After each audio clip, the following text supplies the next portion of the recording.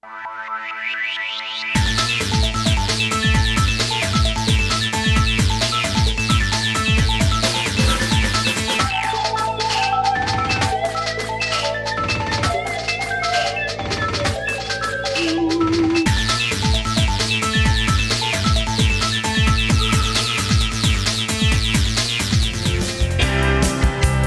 everyone. Hello, it's a pleasure for me to be here. Now I'm taking this and committing this to internet's eternal memory. Okay, you guys are great.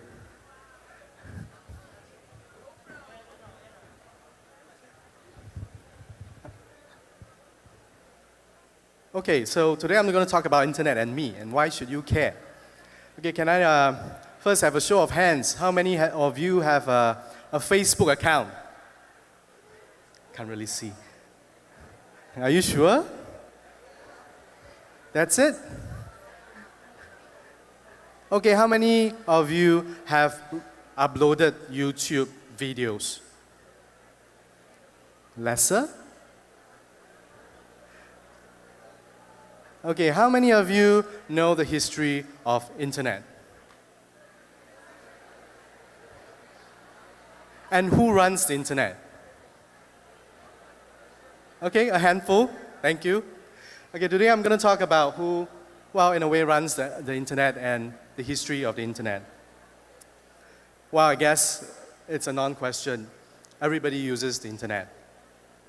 So does 3 billion other people around the world. That's 40% of the world's population. And they say that in Asia, we are the next billion. And standing here today, well, I can see why. You guys are the future of the internet. Just a quick one. In 60 seconds, can you imagine? 70 domain names, more than 70 hours of YouTube videos, 200,000 photos and tweets uploaded, and more than 2 million emails are sent, some by me. Okay? And unless you have been living on a different planet, you would know this. What is this? Can anybody tell me? All right, it's a Gangnam Style video. Now, it's the most watched YouTube video at 2 billion views. Again, this is made in Asia. Again. And you would know this. This is the most retweeted tweet of 2012. And you know, this is your hero, Manny. Of course, it's not just for fun, social media. I think last year, Typhoon Haiyan took 8,000 lives, and many millions more lost their home. And a lot of you used social media to raise awareness and to raise funds for this. People from all walks of life took to Twitter to raise awareness. And the internet was also used for crisis mapping of your evacuation centers. I was told that millions of funds was raised through social media for this. And make no mistake, it's not an isolated event. I think this is happening throughout the world. The Tohoku earthquake and tsunami, Katrina, the power of social media cannot be underestimated. Oops. So now you know, and I'm sure you already know, the importance of internet. But how did it begin? When I first asked the question, only a handful raised their hands. So let me just briefly run through the history of the internet. It started in 1969. Mind you, it's not so long ago, that the internet, the first networks started. It's called ARPANET. It is really a means for people to communicate. It's an initiative to maximize the use of computing resources at that time. And it's also for the researchers then to talk to each other. But it grew. So since 1970s, It grew exponentially, and many applications soon followed. As you can see, you are familiar with some of these. The electronic email was developed, and then there was the thinking that maybe we should decentralize it. It shouldn't be centralized by the US military. Until now, it has been.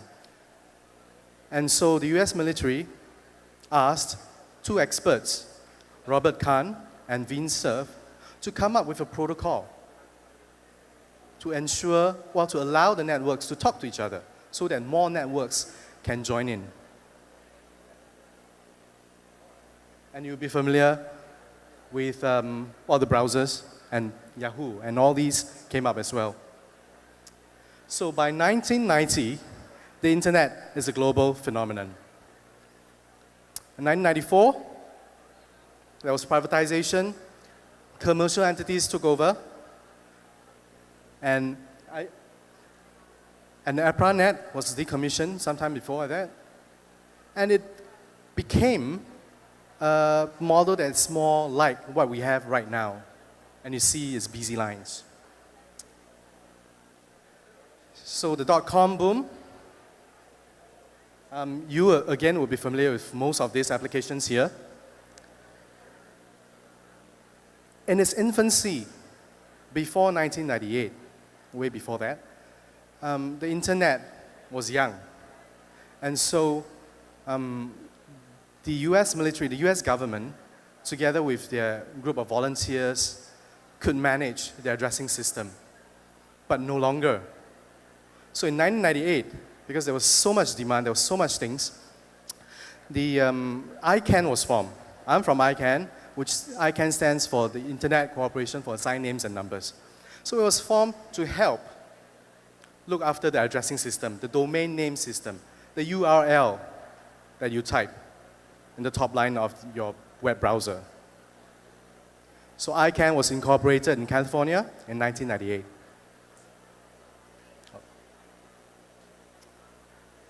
And with the turn of the millennium, we harnessed the power of me, power of you. Okay, so this was the era of user-generated content. People understood the power of the collective. People understood the power and the wisdom of the crowd. And so you have Wikipedia, you have your Facebook, you have your Twitter. I think YouTube is somewhere there. Twitter, I mentioned, Instagram. And we have 2.4 billion of internet users by 2012. I mentioned Vint Cerf as one of the founders of TCP/IP, the Transfer Control Protocol. Now, he is one of the founders of the internet and one of the founders of ICANN. Now, I think he can do a good job of explaining the history of the internet. And so let's give it to him. Can you play the video, please?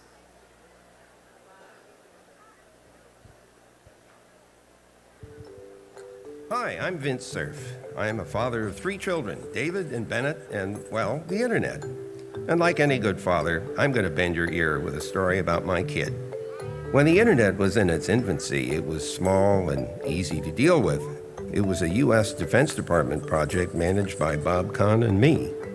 Back in the early days, my friend John Postel managed the directory that translates between names like Google.com and IP addresses. To go to a site, you type the name and hit enter, similar to the way you do now. After you hit enter, in milliseconds, the letters you typed were translated into a series of numbers called Internet Protocol addresses. They're like street numbers, and they direct you to the website's physical location on the internet.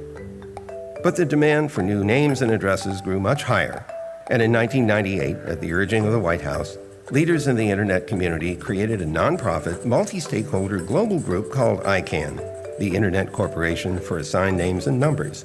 Its job is to coordinate and issue IP addresses and domain names, among other critical functions. Although ICANN is a nonprofit organization, its governance is provided by a broad set of actors, governments, engineers, companies, and ordinary users who all have a seat at the table. There's been some confusion about the United States' role in creating ICANN. Oversight of ICANN was assigned to the NTIA. IP address allocations are made by ICANN to 5 regional registries. It's because of this decentralized approach that the U.S. primary role has decreased. And recently, NTIA has presented a plan to end its contractual oversight and hand that responsibility over to ICANN. The U.S. government has been clear that in order for the NTIA transition to go through, non-governmental management of the Internet must continue. So the U.S. isn't giving away its authority and evil superpowers aren't taking over in response. Instead, the U.S. government is completing its long-standing commitment to place control of the domain name and Internet address structure into the hands of an international multi-stakeholder community. To sum it all up, the purity of your Internet experience will stay the same. The only thing that's changing is that we're achieving an even more democratic framework so the Internet can remain free and open.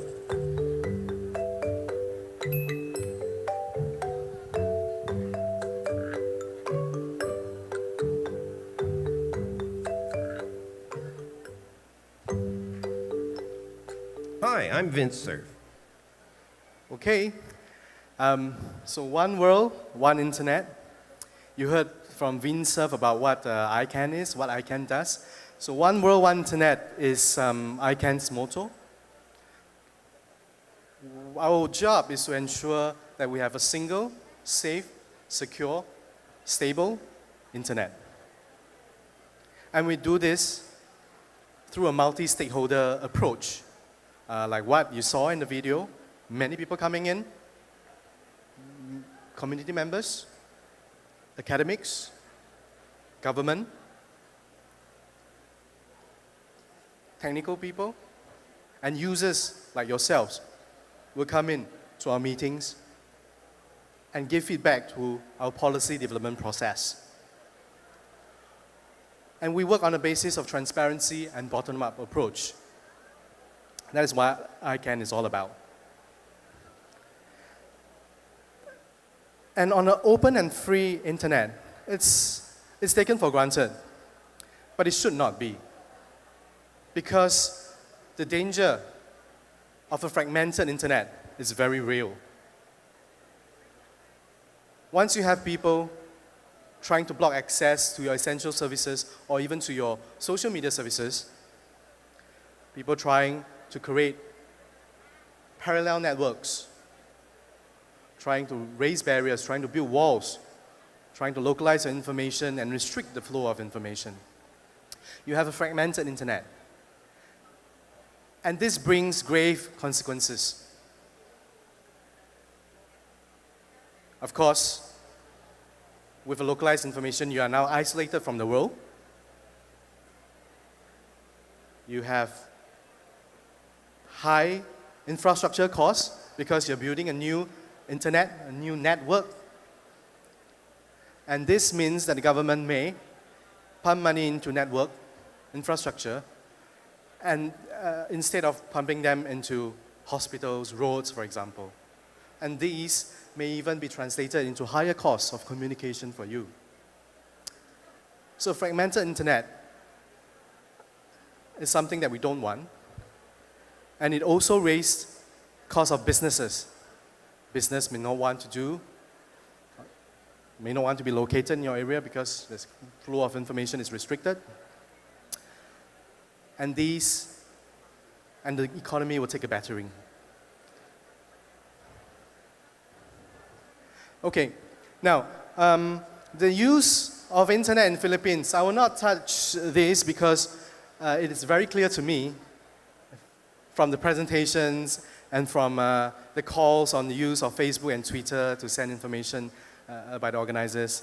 I think you guys are very savvy. In fact, you are the most savvy social media country in the world, I was told. And of course, in Asia, I've mentioned about how important we are in the internet world as well. So ICANN has set up an office in Singapore, an APEC hub, to look into Asia matters. It is located in Singapore, like I mentioned, since 2013. And you would know, well, some of you don't, that we have rolled out some new programs that will give endless possibilities and business opportunities to businesses in the form of new domain names. So instead of the usual 22.com, .info, .org, now we have .bike, .shop, whatever. You have a lot of possibilities for new domain names. And some of these have been delegated, and they are even in your native language, Korean, Chinese, and Japanese, non-Latin.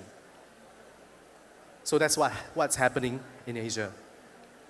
But what does it mean for you? Why should you care? And how do you take part? Now, we do have newcomer and fellowship programs from ICANN, and we have next-gen programs at ICANN as well. Our last meeting was held in London, and the one before that was actually held in Singapore. And we have 3 ICANN meetings in a year, rotating in different continents. So please do take part in the ICANN process and have your voice heard. This is how you can engage with us. I'm going to leave it on the screen for a while. And just remember, if you forget everything that I said about my presentation, we want a free and open internet. There are many people behind to make it happen and to ensure that we maintain a free and open internet. And you have a role to play in this. And let's have your voice heard. Thank you.